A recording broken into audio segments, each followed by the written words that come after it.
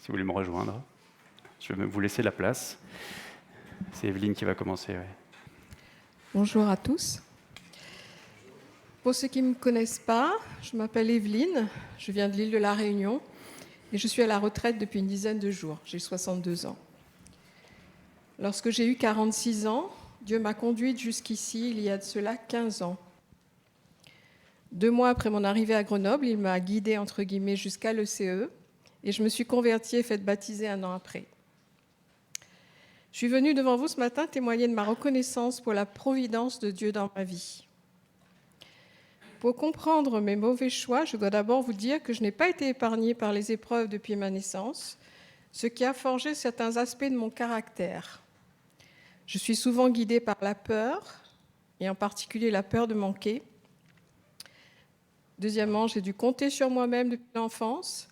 J'ai donc tendance à tout faire par mes propres forces et à m'inquiéter ou être angoissée rapidement. Ma faiblesse de caractère principal se résume donc à vouloir tout contrôler et ne compter que sur moi. Dans ma vie d'avant ma conversion, je trouvais ma sécurité principalement dans l'argent et dans la présence d'un homme à mes côtés. À mon arrivée ici, j'étais divorcée et je me suis retrouvée dans une situation difficile et insécurisante. En effet, j'étais seule à élever mon dernier enfant. En réaction, j'ai voulu gagner le plus d'argent possible pour assurer mon avenir et celui de mes enfants. J'ai donc investi dans des sociétés étrangères frauduleuses et j'ai perdu tout l'argent dont je disposais à l'époque. J'ai commencé à travailler et j'ai fait un prêt pour acheter mon logement actuel. Malheureusement, j'ai vite compris que je ne tiendrais pas le coup longtemps dans mes conditions de travail. J'ai donc mis en pratique la parole de Jésus qui dit en Matthieu 7,7 « Demandez, l'on vous donnera ». Je lui ai demandé de me délivrer de cette charge trop lourde à porter, qui était mon travail et ma vie au quotidien avec mon enfant à élever. Dieu a répondu à ma prière de façon surprenante. J'ai fait un burn-out, comme on dit, une saturation au travail. Je me suis retrouvée en incapacité de travailler et j'ai été licenciée quelque temps après. C'est une drôle de façon de répondre à ma prière. J'étais déchargée effectivement de ce fardeau, mais j'avais un problème urgent à régler. Comment faire pour honorer mon crédit et vivre au quotidien ? Voici comment Dieu, dans sa grâce et sa providence, a appliqué dans ma vie sa parole qui dit en Philippiens 4, 19 « Et Dieu pourvoira à tous vos besoins selon sa richesse avec gloire en Jésus-Christ ».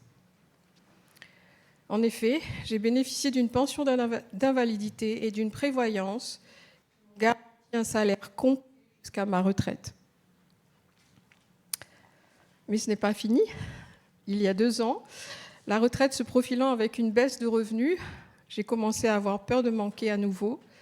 J'ai essayé de prendre le contrôle de mes finances par mes propres moyens sans m'en remettre à Dieu, qui avait déjà pourvu si généreusement.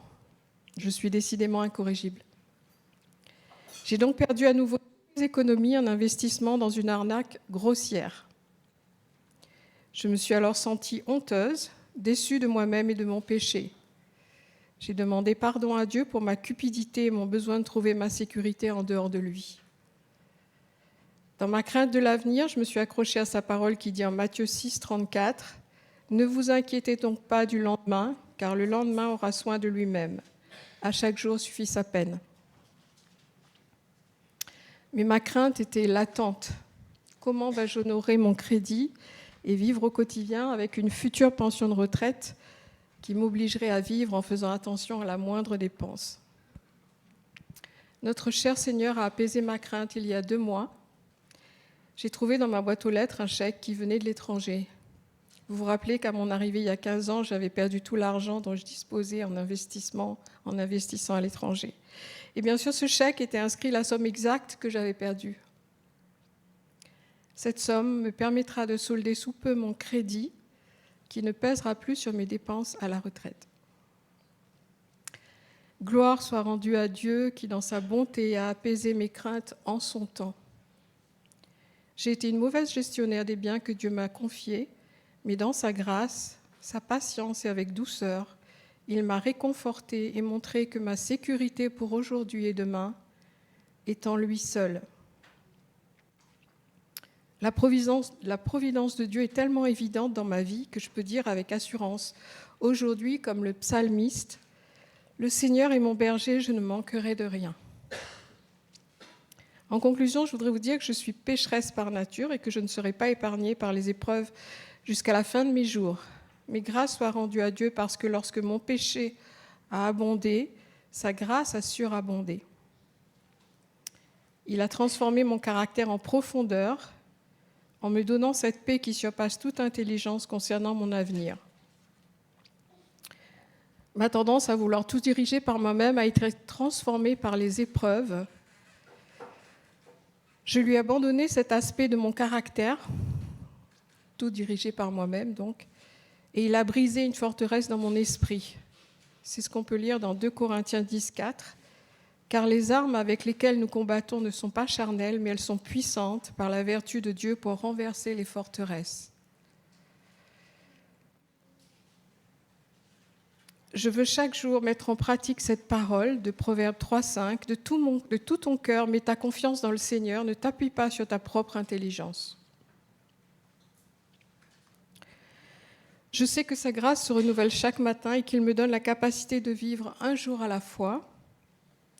Aujourd'hui, je suis toujours seule et ma sécurité n'est plus dans les choses matérielles ou l'argent, mais en Dieu qui, je cite dans Éphésiens 3,20, Dieu qui peut faire par la puissance qui agit en nous, infiniment au-delà de tout ce que nous demandons ou pensons. À lui soit la gloire dans l'Église et en Jésus-Christ, dans toutes les générations, au siècle des siècles. Amen.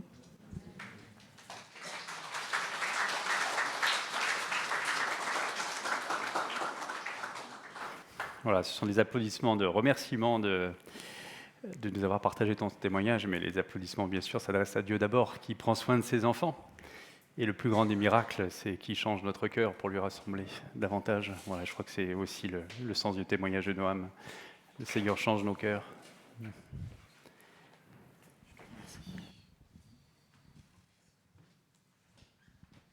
Ouais, c'est impressionnant, il y a du monde.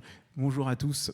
Pour ceux qui ne me connaissent pas, je suis Noam, j'ai 44 ans, je fréquente le CE depuis 7 ans avec ma femme Mathilde et mes 2 enfants Samuel et Marceau. Et je suis converti depuis 3 ans. Aujourd'hui, je voulais vous témoigner et remercier Dieu de nous avoir donné le Saint-Esprit. En effet, l'une de mes raisons de ma conversion est le fait d'avoir vu certains de mes péchés diminuer, voire disparaître, et d'avoir la force surtout de continuer pour lutter contre mes nombreux encore péchés présents. Même si Jésus nous a racheté nos péchés, Dieu nous demande de ne plus pécher, et ça, dans sa grande bonté, il nous a pas été seul, il nous a donné une arme magnifique qui est pour moi le Saint-Esprit. Un de mes péchés, et c'est celui de la colère. Je suis comme Arnaud, je ne suis pas parisien, mais quand je suis dans ma voiture, je m'énerve comme toi. Mathilde, au début de notre relation, en avait vraiment peur et elle s'inquiétait de la réaction future lorsqu'on aurait des enfants. Je piquais des crises de colère pour la moindre contrariété et ce, jusqu'à en jeter des objets. Quand je jouais aux jeux vidéo, je peux vous dire, j'en ai cassé des manettes de PlayStation et autres. Au début, cela ne me dérangeait vraiment pas, en aucun point. Je ne me souciais pas si je faisais peur à des gens ou vexais quelqu'un. Pour moi, c'était normal, voire même vraiment banal, quoi. Que Satan vraiment travaille bien. Mais au fil de mon cheminement et de ma conversion, ces péchés m'apportaient de la culpabilité, de la honte envers Mathilde. Cela me faisait vraiment mal de pécher. Mais voilà, comme l'eau chassant l'air lorsqu'on remplit une bouteille, le Saint-Esprit vient m'aider à chasser ces péchés. Oui, le combat est long et le combat est dur, mais cette arme a des munitions infinies et nous aide au quotidien. La colère est encore présente chez moi, mais à moindre mesure. Mais j'ai vaincu d'autres péchés et je continue cette terrible bataille au quotidien. Maintenant, je me sens bien mieux. Je suis soulagé d'avoir vaincu certains péchés et d'avoir la force d'en vaincre d'autres. Cela vraiment me réconforte dans ma foi. Je me sens grandir et comprends qu'il n'y a rien de pire que le péché, même si la société nous envoie tous les jours des signaux contraires. Mes frères et sœurs, je vous encourage à prier, en croire au Saint-Esprit. N'abandonnez pas contre certains péchés que vous luttez au quotidien, mais venez, on est là, soit vous m'en parlez, soit à d'autres frères et sœurs, soit aux anciens. Rendons grâce au Seigneur aujourd'hui de nous avoir équipés d'une telle arme qui nous aide au quotidien face à ce péché. Amen.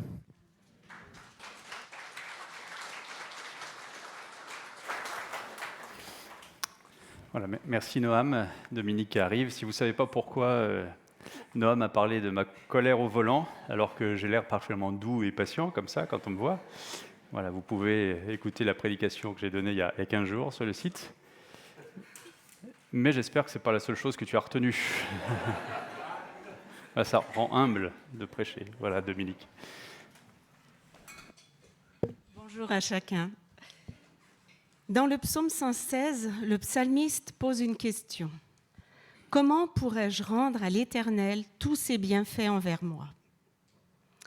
Et dans le livre d'Ésaïe, nous entendons le prophète dire « Je rappellerai les bontés de l'Éternel, ses actes dignes de louange, tout ce qu'il a fait pour nous. » Et c'est ce que je veux faire ce matin, dire à Dieu ma reconnaissance. Et c'est vrai que c'est à lui que je m'adresse là.